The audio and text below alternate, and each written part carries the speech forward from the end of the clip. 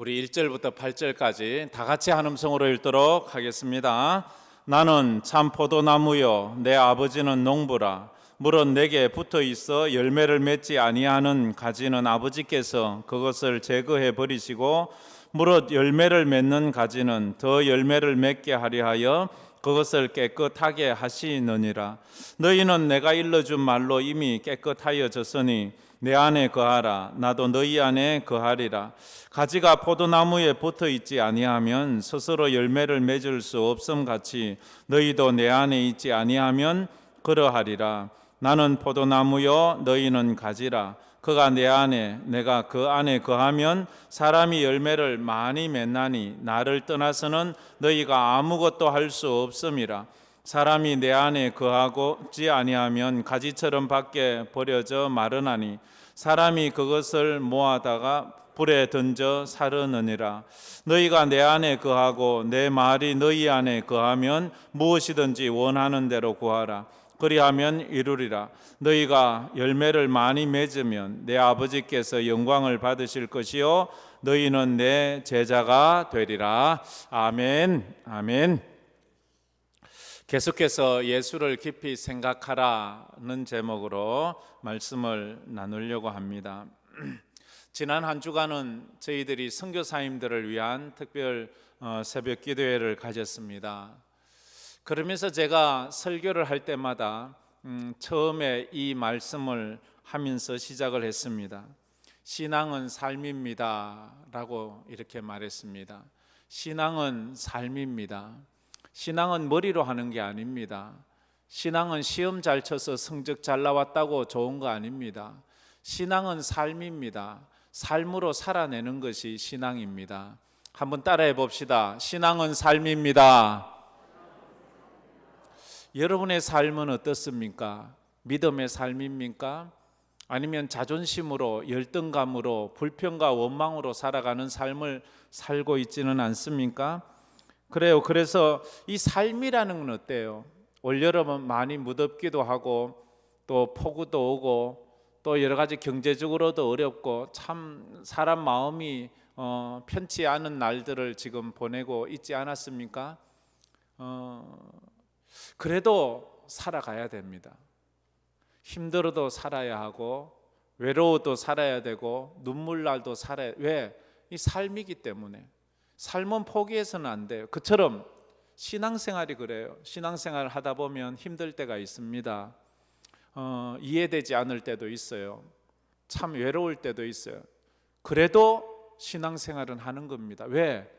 인생이 삶이고 신앙이 삶이기 때문에 그렇다 하는 것입니다. 신앙생활이라는 것은 영원한 천국으로의 여행과도 같습니다. 여행을 하다 보면 이럴 때도 있고 저럴 때도 있습니다. 이해하지 못할 때도 참 많습니다. 다시 말해서 이 신앙생활은 잃어버린 에덴 동산, 쫓겨난 에덴 동산의 길을 찾아가는 그런 여행과도 같습니다. 신앙의 삶을 그래서 믿음의 삶이라 그렇게 말합니다. 믿음으로 사는 거지요. 신앙은 믿음으로 살 때 우리가 어떤 환경에서도 견딜 수 있고 이겨낼 수 있는 능력을 주잖아요. 그래서 믿음이란 우리가 살아가게 하는 능력이에요. 삶의 능력이 어디서 오느냐? 내 돈에서 오는 게 아니에요. 내 머리에서, 지식에서 오는 게 아니에요. 머리 똑똑한 사람도 잘 못 사는 사람 많습니다. 돈 많은데도요 불행한 사람 많습니다. 건강한데도요 낙심하며 사는 사람 많습니다. 왜냐하면 그 사람들은 삶을 잘 살지 못해서 그래요. 믿음은 우리 성도들이 이 땅에서 살아갈 수 있는 힘이에요. 에너지예요. 그래서 믿음이 있는 사람은 어떻게 해서든지 믿음으로 살 수 있는 힘을 가지고 용기를 가지고 이겨내고 버텨내는 힘이 있는 것입니다. 신앙은 그래서 믿음으로 사는 것인데 이 믿음이 뭐냐요? 예수님이 믿음의 주인이래요. 성경은 믿음의 주인, 믿음의 주여 온전케 하시는 이인 예수를 바라보라. 믿음의 주인 되신 예수를 알아야 믿음을 알고 믿음이 있어야 신앙생활을 잘 살 수 있는 것 아니겠습니까? 그래요. 예수를 놓치면 믿음을 놓치는 거예요. 믿음을 잃으면 천국 길을 잃어버리는 거예요. 그래서 예수를 꽉 붙잡아야 돼요. 제가 계속해서 예수를 깊이 생각하라 이 제목으로 올해 42번째 설교를 하고 있습니다. 뭐 내용도 좀 다를 수도 있고 뭐 본문도 늘 달랐고 뭐 예화도 늘 다를 수 있지만 그러나 하나의 얘기를 하는 거죠. 예수 깊이 생각하고 예수 잘 믿으자 이 말을 하고 있는 것 아니겠습니까? 그래서 이 예수님이 최근에 제가 7번 오늘 7가지 자기 계시의 마지막 순서인데요, 예수님은 자기를 갖다가 이렇게 소개를 해요. 사람들이 얘기하는 것보다도 자기 자신이 자기를 소개하는 것이 더 정확하지 않겠어요? 예수님을 다른 사람들이 많이 얘기해도 예수님 스스로가 나는 이런 사람이야, 이게 가장 정확하지요. 그래서 7가지 그 자기 계시를 우리가 살펴보고 있는데, 첫째는 예수님께서 나는 생명의 떡이다 라고 말했어요. 생명의 떡. 그러면서 나를 먹어라. 이해할 수 없는 말을 했죠. 어떻게 사람이 먹어요, 사람을? 두 번째로 나는 세상의 빛이다. 세상의 빛이다. 내가 없으면 어두움밖에 없다. 내가 없으면 너희들 길을 못 찾아. 내가 있어야, 빛이 있어야 길을 찾고 빛이 있어야 식물이 영양분을 받아서 살아나죠. 빛 없으면 이 땅에 있는 모든 것은 다 죽습니다. 우리 인간은 빛 없이는 다 죽어요. 그리고 세 번째로는 나는 양의 문이다. 세 번째로는 나는 선한 목자다. 다섯 번째는 나는 부활이요 생명이다. 여섯 번째는 나는 길이요 진리요 생명이다. 오늘 마지막 7번째, 나는 참 포도나무다 라고 이렇게 말을 하셨습니다. 근데 제가 이걸 늘 거듭거듭 설명했는데, 우리 황금교회 성도라면 이제 이 정도는 아셔야 됩니다. 이 믿음은 들음에서 나고 들음은 그리스도의 말씀으로 말미암는데, 이 말씀들이 구슬이 깨어지듯이 딱 깨어져야 보석이 되고 목걸이가 되는 것처럼, 하나님의 말씀이 잘 연결되고 깨어질 때 무릎을 딱 치고 손뼉을 치면서 이 말씀이구나 하는 깨달음과 은혜의 눈을 뜨게 되는 것입니다. 모세가 출애굽할 때에 호렙산에서 하나님을 만납니다. 하나님이 모세를 보내면서 내 백성을 구원해내라 말합니다. 애굽의 노예를. 그때 모세가 묻기를, 나를 보낸 사람의 이름이 뭐라고 할까요? 사람들이 분명히 누가 너를 보내더냐라고 물을 터인데, 그러면 내가 누가 나를 보냈다고 말할까요? 라고 하자 하나님이 하시는 말씀이 여호와께서 보냈다 하라, 이렇게 말.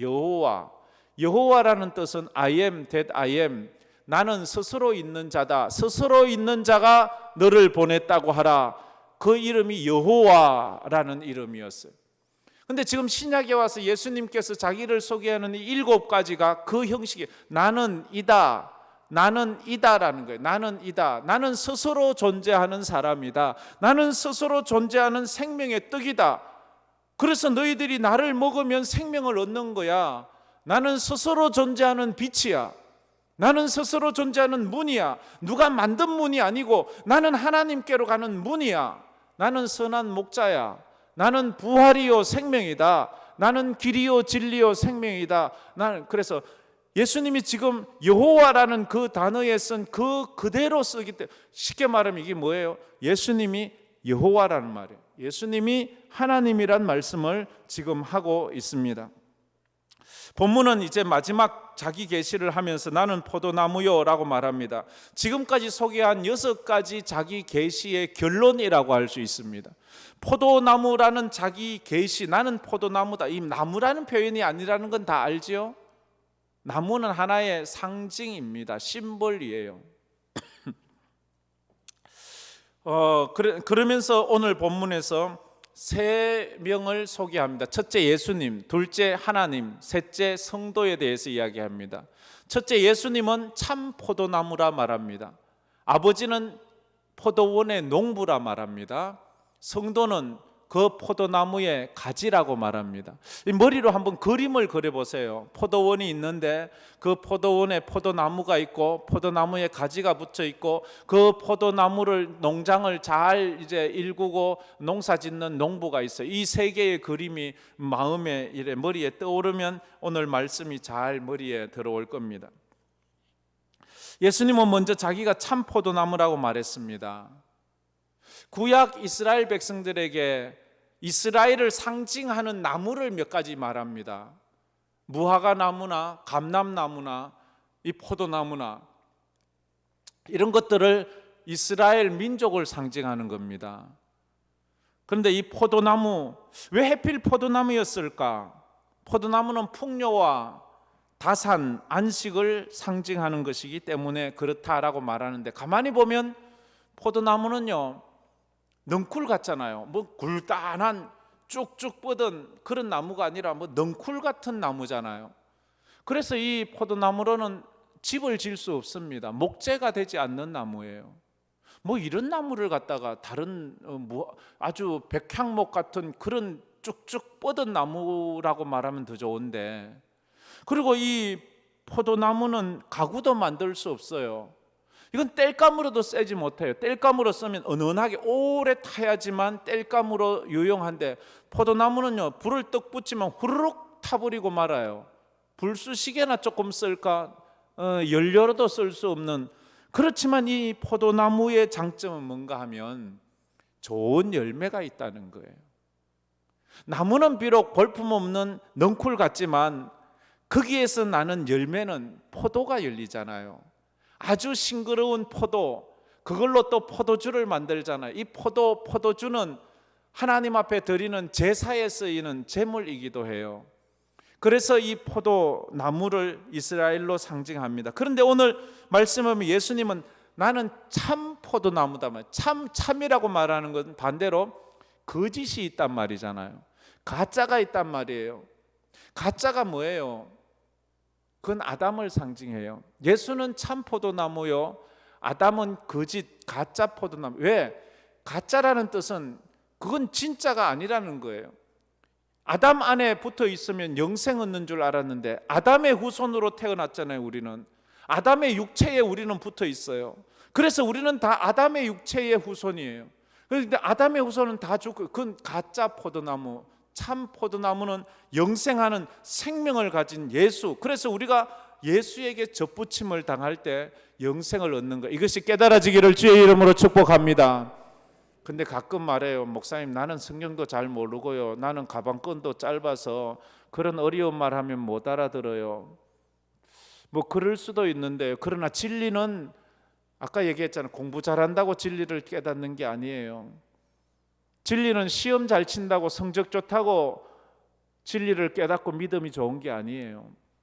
제가 늘 놀라는 것 중에 하나가, 전에도 이 뭐 교육자 생활 하다 보면 또 이리저리 생활해 봤잖아요. 보면 기억 난 놓고 기억자도 모르시는 그런 연세 많은 집사님, 권사님들의 기도를 수요일 밤에 하다 보면요, 깜짝 놀라는 기도를 하세요. 한 10분씩 기도해요. 해도 끝나지 않아요. 근데 창세기부터 요한계시록까지 가지고 기도를 하는데 얼마나 은혜로운지요. 그분은 난 놓고 기억자도 몰라요. 찬송가나 성경책은요 그저 외워서 아는 거지 읽어서 아는 게 아니에요. 그런데도 그 진리를 어느 신학자보다도 더 성경의 진리를 깨달은 그런 기도를 드려요. 천국에 대한 분명한 믿음과 확신으로 거기에서 재림의 주님을 소망하는 믿음의 기도를 드려요. 그걸 보면서 저는 늘 깨달았어요. 믿음이라는 것은 공부 잘한다고 잘 믿는 게 아니고 얼마나 진실된 믿음으로 삶을 살아가느냐가 진짜 믿음이에요. 저는 요즘도 가끔 놀래요. 우리 성도님들이 저보다도 신학교 안 다니셨잖아요. 신학책도 잘 변변히 읽어보지 않았잖아요. 성경도 뭐 변변히 온전히 한번 읽어보지 않은 사람이 허자하잖아요. 그런데도 이 힘든 코로나 때, 힘들고 고달플 때 새벽으로 주의 전에 나와서 울며 기도해. 저분이 진짜 나만큼 진리를 깨달아서 저렇게 기도할까? 그런데 그건 아닌 건 분명한데, 근데 나보다 더 간절한 믿음이 있어요. 그건 하나님의 은혜예요. 그래서 믿음은 하나님 주시는 것이지 목사가 주는 것도 아니고 책만이 읽었다고 되는 것이 아니에요. 여러분에게 이런 깨달음이 있기를 축복합니다. 오늘 말이 좀 어려울지라도 여러분이 영적으로 하나님, 내가 저 말을 깨닫게 해주세요 라고 기도하면서 들었으면 좋겠습니다. 그래서 두 번째로 하나님은 포도밭의 농부라고 말합니다. 포도가 맛있고 풍성한 열매를 맺히는 것은 포도가 잘나서 그런 게 아니에요. 포도밭의 농부의 수고와 헌신과 땀이 포도 열매를 주렁주렁 열리게 한 거예요. 포도만 가만히 두면 어떤 일이 일어나요? 농부가 하나도 돌보지 않으면 포도밭에 풀이 무성할 거예요. 포도에 잎이 무성하고 가지에는 막 아주 이렇게 포도가 제대로 연결 것이 없을 거예요. 열매가 없다는 거예요. 아마 포도 농사 지어 보신 분은 잘 알 거고 포도 농원에 가신 분은 잘 알 거예요. 제가 우리 교회가 저 밑에 믿음의 교회에 있을 때 아마 그것이 20년이나 됐지요. 그때 제가 그 바로 옆에 우리 김하진 장로님 집 바로 뒷담 집에 거기에 사택이 있었습니다. 근데 그 마당에 포도나무가 있었어요. 포도나무를 저는 처음 길러본지라 어떻게 기를 줄 몰랐어요. 근데 첫째에 가니까 막 포도나무에서 쭉 올라와서 이파리가 나고 막 넝쿨이 막 온 마당을 다 덮어버렸어요. 그리고 막 포도 알맹이가 막 이 주렁주렁 열리는 것 같아요. 그래서 포도를 많이 먹겠거니 했는데 웬걸 가니까 포도가 아주 찌부라들고 조금 해지고 아주 형편없어서 제대로 먹을 수 있는 게 거의 없는 거예요. 그래서 그 당시에 관리 집사님으로 있던 황 집사님께 이거 왜 이래요? 이러니까 목사님 이걸 이래 놓으면 어떻게 합니까? 하면서 낫을 가지고 와서 가지를 치는데 완전 다 쳐버렸어요. 그냥 밑에 조그만 조그만큼만 놔두고 위에 이 가지를 다 쳐버려. 그러면 어떻게 삽니까? 이렇게 해야 돼요. 거의 90%의 가지를 다 쳐버렸어요. 내년에는 잘 될 거예요. 내년에 제가 또 가지치기 좀 더 해줄게요. 내년이 되니까 거의 쭉쭉쭉쭉 올라와서 또 열매가 막 이런데 열매를 다 따버리는 거예요. 그거 다 따버리면 뭘 먹어요? 이래 따야 되는 거예요. 그러자 그 다 딸고 몇 개 남은 거기서 주렁주렁 열리는데 그 이야기를 지금 하고 있는 거예요. 농부의 수고가 아니면 포도나무 스스로는 포도나무 열매를 연걸 수가 없는 거예요. 이 비유는 이스라엘 사람들이 너무 잘 아는 거예요. 농부 없는 포도나무는 의미 없어요. 목자 없는 양은 의미가 없어요. 목자 없는 양은 금방 늑대에게 잡혀 먹어요. 목자 없는 양은 금방 절벽에 떨어져서 죽어요. 목자 없는 양은 풀을 찾지 못해서 굶어 죽어요. 재주로 하는 게 아니에요. 우리가 오늘을 살아가도 하나님 은혜 없이 살아갈 수 없는 것을 우리는 깨닫고 또 깨달아야 돼요. 그래서 하나님이 농부고 성도는 가지예요. 나무가지 스스로는 존재할 수 없어요. 나무가 있어야지 가지가 존재하는 거예요. 그렇잖아요. 나무 없는 가지가 있나요? 가지가 나무에 붙어 있을 때 그 가지는 가지로서의 또 역할을 할 수 있는 것입니다. 그래서 5절에 너희는 가지라 이렇게 말했어요. 그 가지는 예수님의 제자가 되어야 된다라고 말했어요. 나무에서 떨어져 나온 가지는 땔감밖에 되지 않아요. 가지가 나무에서 떨어져 나오면 생명을 잃어버려요. 하나님을 떠난 인생은 나무에서 떨어진 가지와 같아서 결코 스스로 존재할 수 없어요. 하나님에게서 쫓겨난 우리 인생, 에덴 동산에서 쫓겨난 우리 인생은 지금 그래서 죽어가고 있는 거예요.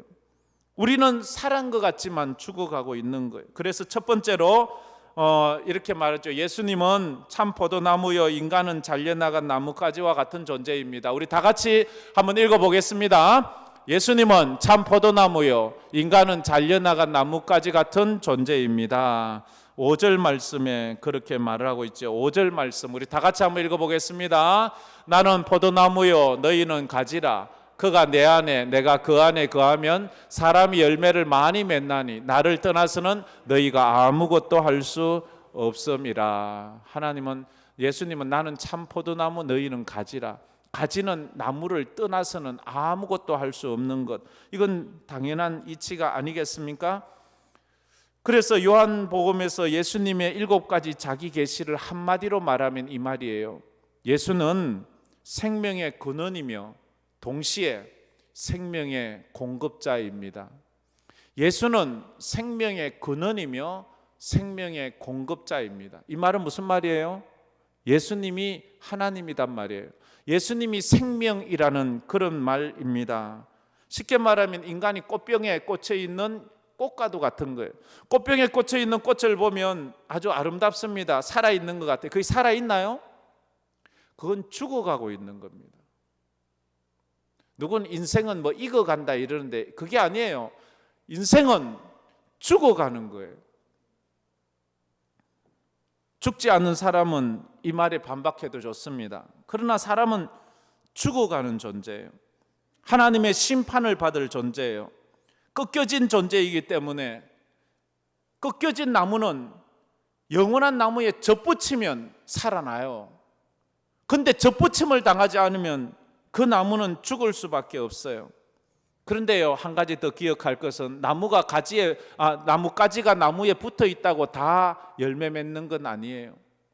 성도가 예배당에 앉아 있다고 다 구원받는 건 아니에요.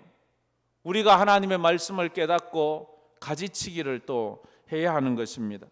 그래서 너희 믿음을 삶으로 증명해 보라 말하지요.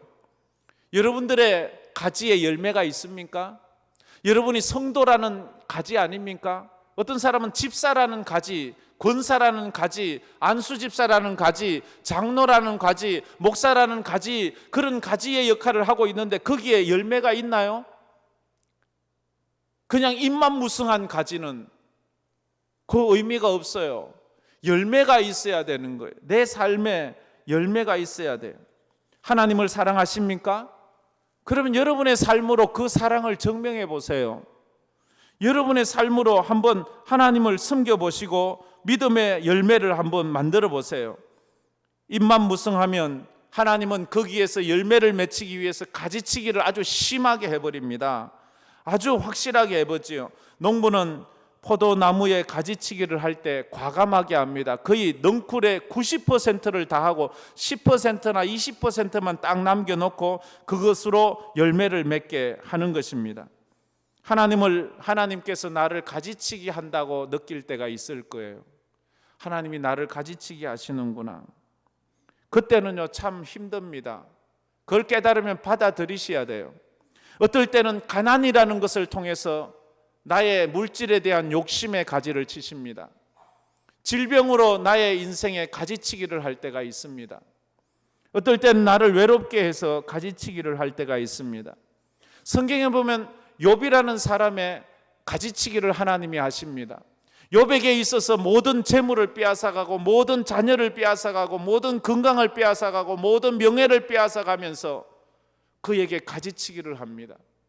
가지치기 하는 목적은 그를 괴롭히기 위해서가 아니고 그로 하여금 더 풍성한 열매를 맺게 하기 위해서 그러하다고 성경은 말하고 있습니다.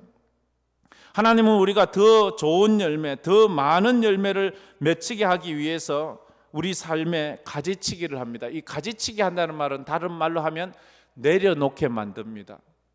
그런 것들을 내려놓게 만들지요. 말씀으로 가지치기를 해야 합니다.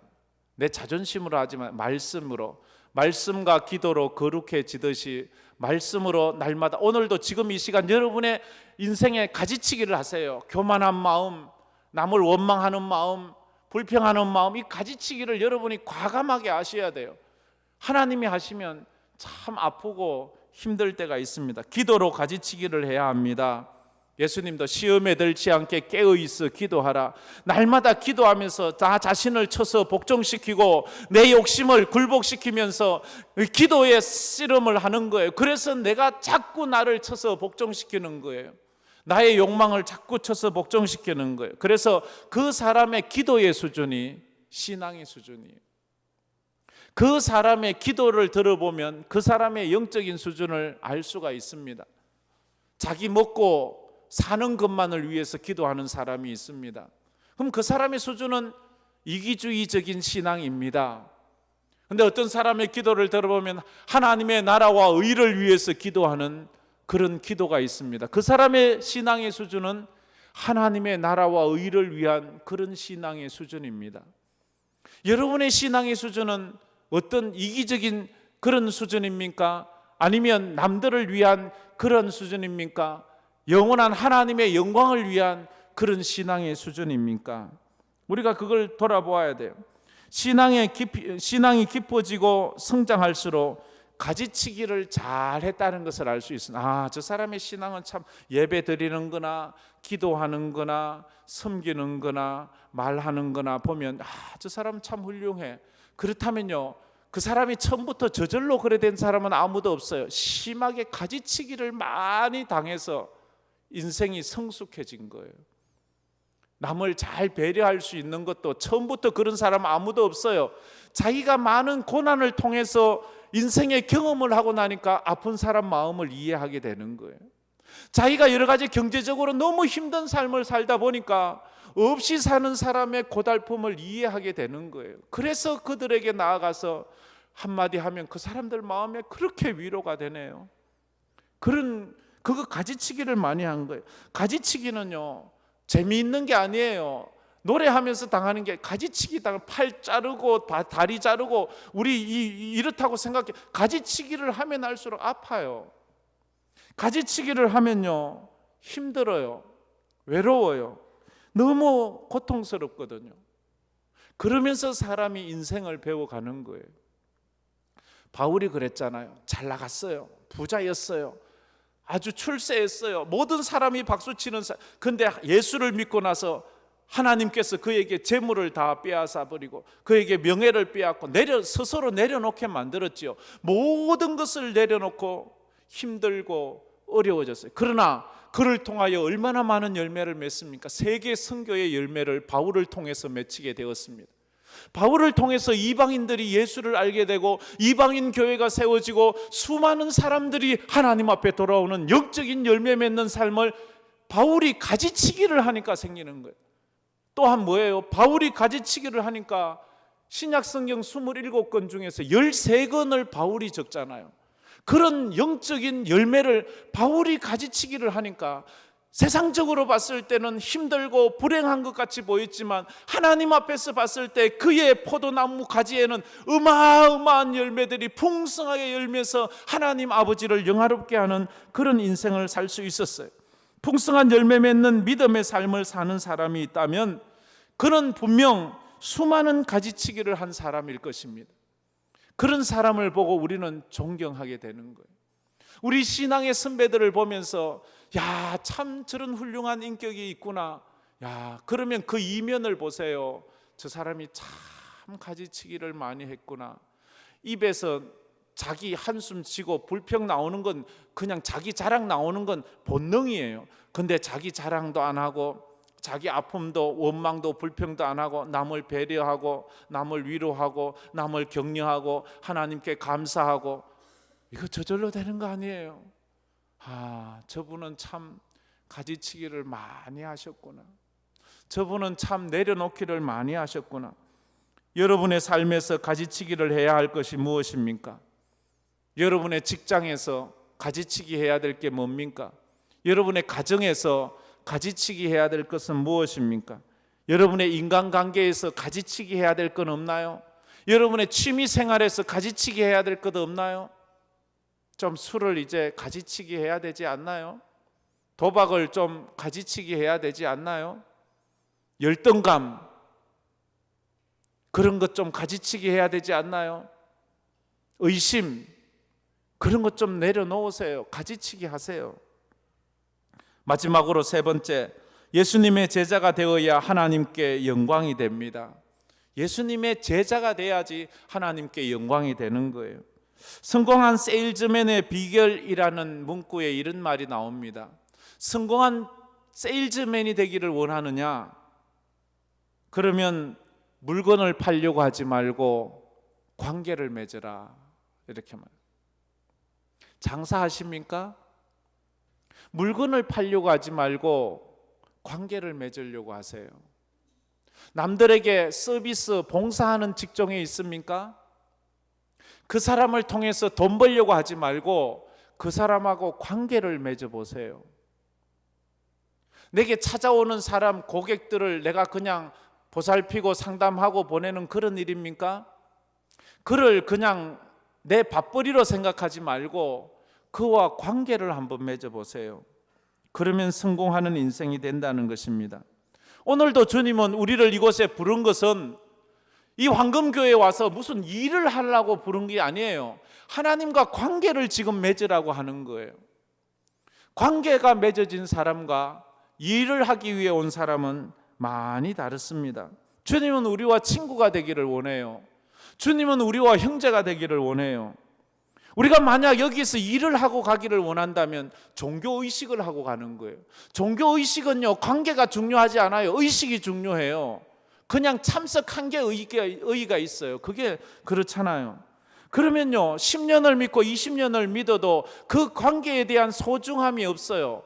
그래서 우리 교회 10년, 20년, 아니 30년, 40년을 왔어도 뭔가 섭섭함이 있으면 그대로 돌아서서 떠나가 버려요. 가족이 되면 절대로 헤어지지 않습니다. 가족은요, 아무리 싸우고 정말로 피 터지게 싸우고 내가 다시는 너 같은 인간 안 본다 이래도 또 만나요. 왜? 가족이니까. 근데요, 아무리 죽고 못 사는 친구라 해도요, 한번 싸우면 다시는 안 만납니다. 왜? 관계가 없으니까요. 하나님과 우리가 하나님이 되고 아버지가 되고 자녀가 되면, 하나님 안에서 관계가 맺어지면 가족이 아무리 부모 자식이 아무리 싸우고 형제지간에 아무리 싸워도 또 일 있으면 또 만나게 되잖아요. 왜요? 그건 가족이니까요. 가족은 그런 거예요. 그런데요, 친구는요, 아무리 친한 친구도요, 싸우고 나면 다시는 안 보는 거예요. 왜? 관계가 없어서 그러는 거예요. 우리 성도들이 주님 앞에 이런 관계를 맺어야 돼요. 이런 관계를 맺자면 인격적인 만남이 있어요. 인격적인 만남. 그냥 형식적인 만남이 아니고 인격적인 만남이 돼야 돼요. 여러분들은 교회 와서 목사를 만나고 갑니다. 저는 좀 우리 성도들과 인격적인 만남을 하기를 원하는데 이게 참 시간상 여건상 잘 되지 않을 때가 있어요. 여러분은 저를 잘 아십니까?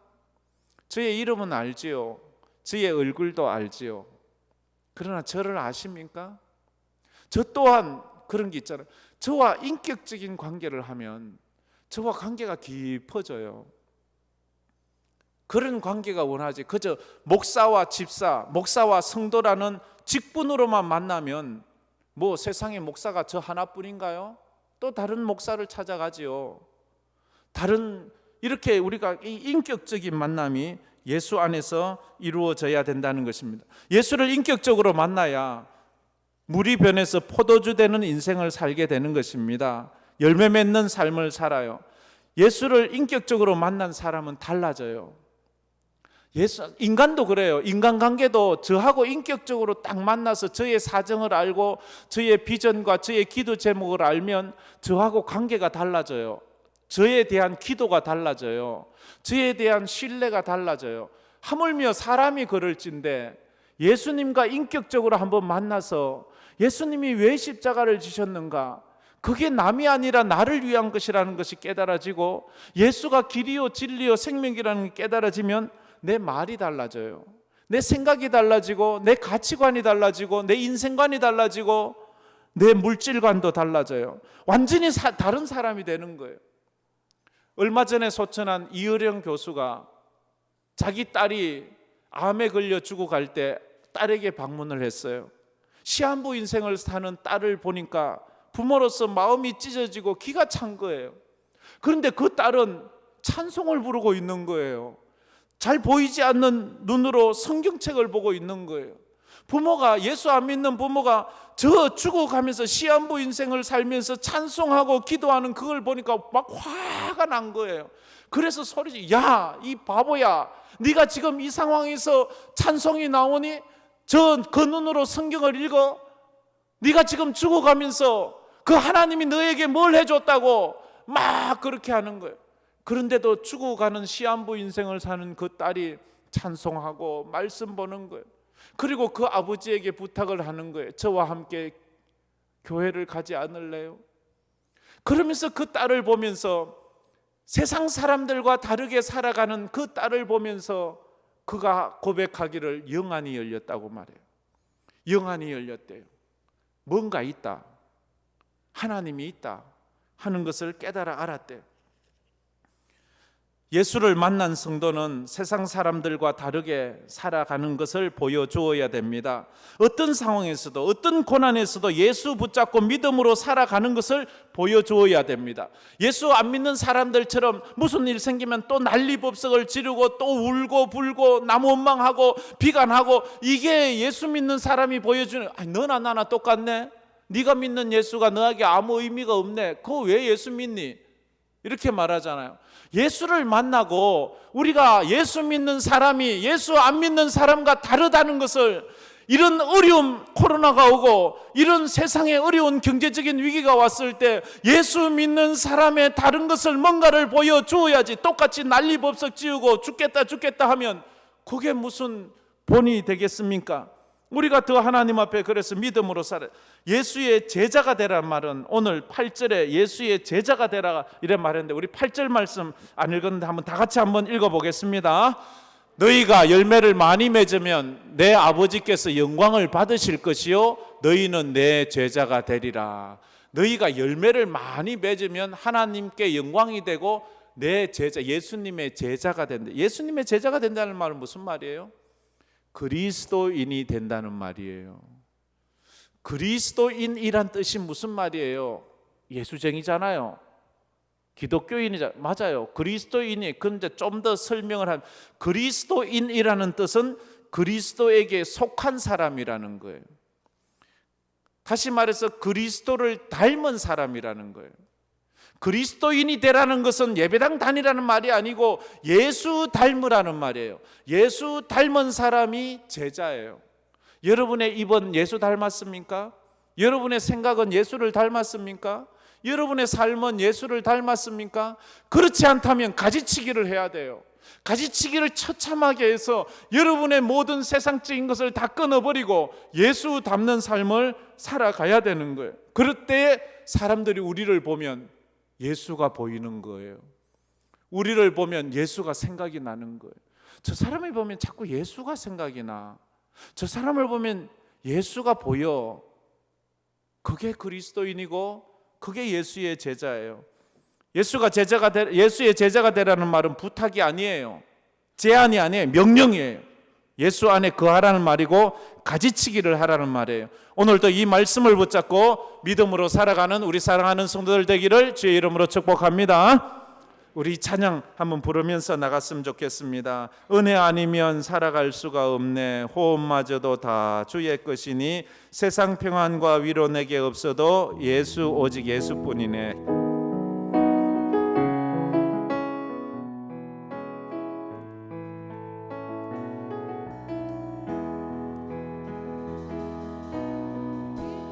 은혜 아니면 살아갈 수가 없네. 호흡마저도 다 주의 것이니 아멘. 세상 평안과 위로 내게 없어 예수 오직 예수뿐입니다. 오직 예수뿐이네. 크신 배 볼 수도 없고 작은 고난에 지쳐도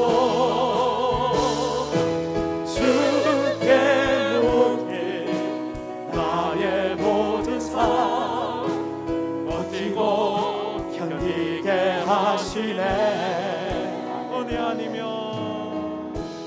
은혜 아니면 살아갈 수가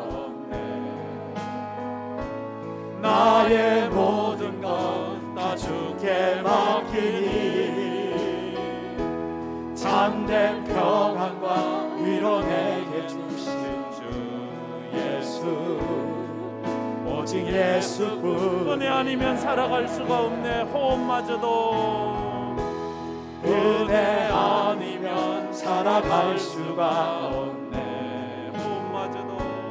호흡마저도 다 주의 것이니 세상 평안과 위로 내게 없어도 예수 오직 예수뿐이네. 우리 한번 다 같이 신뢰 가볼 수 수도 없고 작은 고난에 지쳐도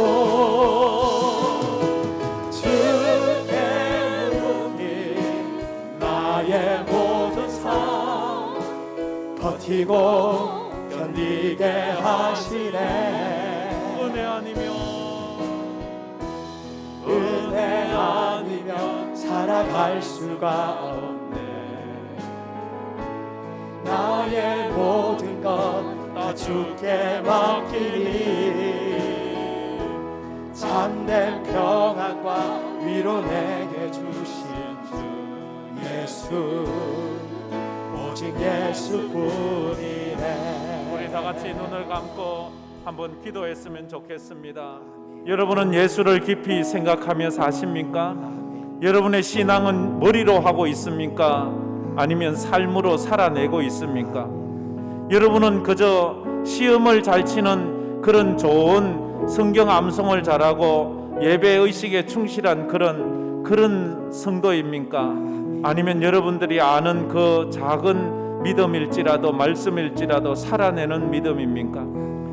신앙은 삶입니다. 삶은 힘든다고 포기할 수 없습니다. 삶은 아무리 외롭고 고통스러워도 살아가야 되는 것처럼 신앙은 살아가야 됩니다. 요즘 여러분은 얼마나 힘든 삶을 사십니까? 얼마나 외로운 삶을 사십니까? 하나님, 나의 참 포도나무 되신 주님, 나는 가집니다. 나는 아무것도 아닙니다. 당신에게 붙어있고 당신이 내게 공급해 주지 않으면 나는 아무것도 할 수 없습니다. 포도원 농부 되신 주님, 나의 가지를 쳐주시고 나를 가꾸어 주셔서 나의 삶에 열매가 있게 해달라고, 그래서 믿음으로 살게 해달라고 우리 다 같이 한번 통성으로 기도하겠습니다. 참 좋으신 하나님 감사합니다. 오늘도 저희들이 주님 앞에 나왔습니다. 아버지 하나님, 믿음으로 살고자 나왔습니다. 주의 은혜를 더하여 주시옵소서. 신앙은 삶이라고 했습니다. 삶으로 살아내지 못하는 신앙은 아버지 하나님의 위선적인 삶이라고 했습니다. 거짓된 믿음이라 했습니다. 힘들고 지치고 피곤하고 외로워도 아버지 살아내야 하는 것처럼 우리의 신앙이 세상에서 아무리 힘들고 어려워도 십자가 붙잡고 믿음으로 걸어가야 됩니다. 이제 포도나무 되신 주님 앞에 우리 가지된 우리가 딱 붙어 있어서 주님 앞에서 또 믿음의 삶을 살게 하시고 주여 우리 시기 때때로 우리 삶에서 가지치기를 해주셔서 우리가 내려놓게 하시고 믿음으로 살아가는 참된 우리에게 믿음 또한 허락해 주시옵소서. 제자의 삶을 살아가게 서지 하시고 않도록 해 우리를 주시고 볼 때 정말로 넘어지되 예수가 일어서는 생각하고 생명이 해주시고 아버지 하나님의 예수를 주님께서 허락해 주신 살아가는 은혜와 우리 성도들이 다 되게 하여 우리가 끝까지 그 승리의 길을 달려가게 하여 주시옵소서. 오늘도 하나님의 은혜로 주여 우리를 불쌍히 되게 여기옵소서. 하여 하나님 주시옵소서. 은혜를 주여 영광 받아 주시옵소서. 신앙은 삶이라고 했습니다. 삶으로 살아내지 못하고 내 삶에서 증명되지 못한다면 우리는 아직도 가지쳐야 할 것이 참 많다는 것을 압니다. 주여 우리에게 은혜를 더하여 주셔서 사랑하는 성도들이 참 포도나무 되신 예수님에게 접붙임되게 하여 주시고, 우리가 정말로 꺾여진 가지처럼 죽어가고 있지만 예수 안에 영생을 누리는 저희들이 다 되게 하여 주시옵소서. 참된 예수의 제자가 되어 예수에 속한 사람이 되고 예수를 닮아가는 사람이 되어 세상이 우리를 볼 때 예수가 생각나게 하시고 예수께 영광 돌리는 삶을 살아가는 우리 모든 성도가 되게 하여 주시옵소서. 특별히 연약한 성도들, 질병으로 아파하는 성도들 지쳐 있습니다. 참 포도나무 되신 주님께서 생명을 공급하여 주시고 은혜를 더하여 주셔서 그 힘들고 어려움을 이기고 버티고 승리해 나가는 우리 성도가 다 되게 하여 주시옵소서. 지금은 우리 주 예수 그리스도의 은혜와 우리 하나님 아버지의 무한하신 사랑하심과 성령님의 감화 감도 위로 충만하심이 포도나무 대신 참 포도나무 대신 주님께 붙어서 믿음의 삶을 살고자 마음에 다짐하는 우리 모든 황금교회 성도들 머리 위에 파송된 선교사들 위에 이제로부터 영원토록 함께 있을지어다. 아멘.